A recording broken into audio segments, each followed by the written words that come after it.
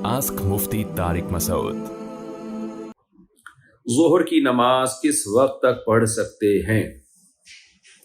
ज़ोहर की नमाज असर के वक्त तक पढ़ सकते हैं, असर से पहले पहले पढ़ना लाजिम है। अब असर का वक्त शुरू कब होता है, इसको अच्छी तरह समझें। हदीसों में दोनों तरह है। बाज़ हदीसों से पता चलता है कि असर का वक्त शुरू हो जाता है मिसले अव्वल पे, यानी हर चीज का साया जब एक गुना हो, जवाल के साये के अलावा। जवाल का साया किसे कहते हैं? सूरज जब बिल्कुल हाइट पे पहुंचता है ना, तो जो इलाके इक्वेटर से दूर हैं, खते इस्तिवा से दूर हैं, उनमें थोड़ा सा एक साया बनता है। उस साये का एतबार नहीं है, उस साये का एतबार नहीं है, क्योंकि वो साया सूरज के ढलकने से नहीं बना, वो तो नॉर्मली बनेगा ही, क्योंकि सूरज जब बिल्कुल हाइट पे पहुंचेगा।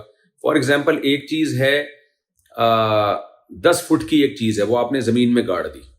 अब सूरज जब बिल्कुल हाइट पे पहुंचा, अब उसके बाद सूरज ने नीचे आना है, तो जब बिल्कुल हाइट पे पहुंचा तो उस 10 फुट की चीज का साया था 1 फुट। तो ये साया जो 1 फुट है, ये जवाल का साया कहलाता है। ये वो साया नहीं है जो दुलूक शम्स की वजह से, दुलूक शम्स यानी सूरज के ढलकने की वजह से, ये वो साया नहीं है, बल्कि ये तो सर्दी में जो है ना लंबा होगा, गर्मियों में ये साया छोटा होगा। तो अब 10 फुट की चीज है, उसका साया बन रहा है जवाल के वक्त 1 फुट। तो इस 1 फुट की कैलकुलेशन को आप सेव कर लें।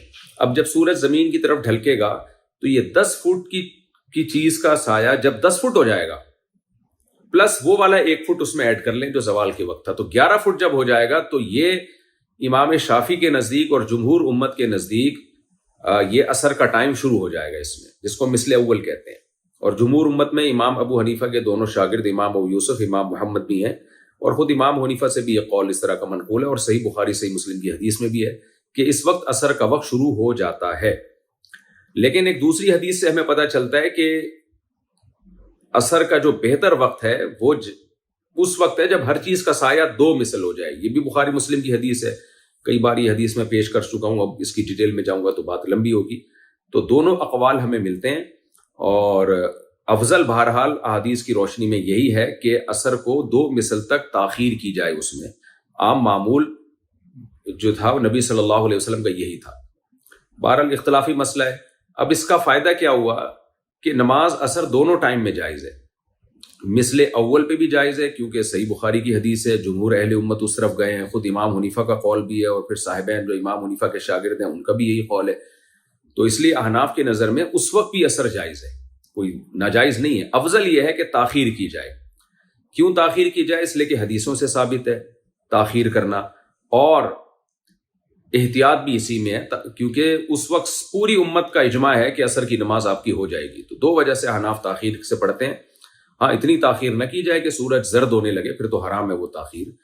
तो इसलिए हमारे यहाँ जो बर्रे सगीर में इंडिया, पाकिस्तान, तुर्की, बांग्लादेश और इसी तरह ईरान है और उज़्बेकिस्तान, ये पूरी जो जितनी भी रियासतें हैं, इनमें यही मामूल है कि असर को मिसले सानी पे पढ़ते हैं, यानी थोड़ा सा ताखीर से पढ़ते हैं, वो ज़्यादा अफजल वक्त है। लेकिन इस पूरी बहस का खुलासा क्या निकला? खुलासा ये निकला कि आपको ज़ोहर बहरहाल मिसले अव्वल से पहले पहले पढ़ लेनी चाहिए। मिसले अव्वल का मतलब मैंने बताया, जब हर चीज़ का साया 1 मिसल हो जाए, उतना ही हो जाए जितनी वो चीज़ है, जवाल का साया निकाल के, जिसको हम असर शाफ़िई भी कहते हैं। सऊदी अरब में इसी वक्त पे नमाजें होती हैं। तो इससे पहले पहले ज़ोहर तो हर सूरत में पढ़ ली जाए।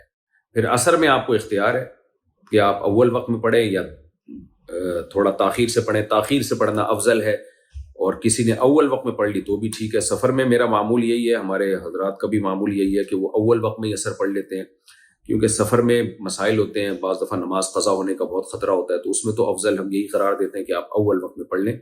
और अगर कोई जमा करना चाहे, ज़ोहर और असर को इकट्ठा पढ़ना चाहे, तो इस तरह से इकट्ठा भी पढ़ सकता है वो, कि ज़ोहर को डिले करें मिसले अव्वल तक, यानी असर जो का वक्त शुरू होने से 5 मिनट पहले, 10 मिनट पहले ज़ोहर पढ़ ले, और 2-3 मिनट ठहरेगा तो असर का वक्त शुरू हो जाएगा, और फौरन असर का वक्त पढ़ ले, असर की नमाज पढ़ ले। इस तरह से ज़ोहर असर मिला के पढ़ी जा सकती है सफ़र में। अहादीस में इसी तरह है।